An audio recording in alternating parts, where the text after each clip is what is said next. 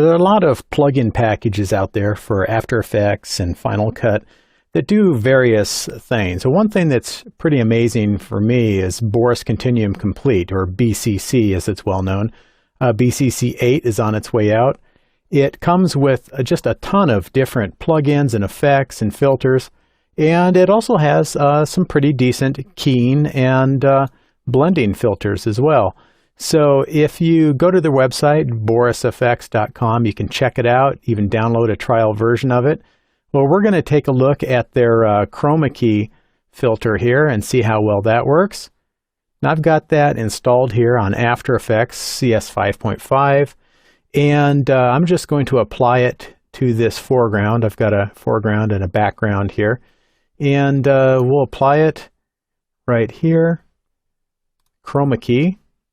And just with one click, grab it, and we can see just by looking at the mat, it does a pretty amazing job just right off the bat. Of course, it was a pretty decent green screen shot, good and bright in the background.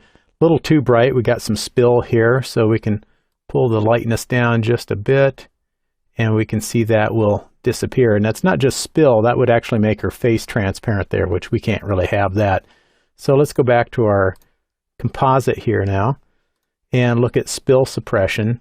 And it looks like there's a little bit of green also showing up on her hand here. So I'm going to pull that back just a little bit to knock that down. And we've got a pretty decent composite here. We just do a quick RAM preview. It's not too bad. There's a little bit of jaggies. I believe this was SD footage, so it has some interlacing issues and jaggies on there.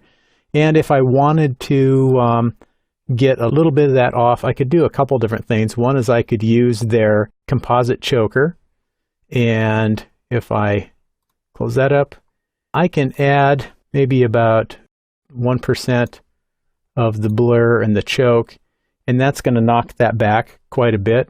I also lose just a little bit of her earrings. You know, anytime you choke something, you lose some of the most important parts too, so you have to be careful with that.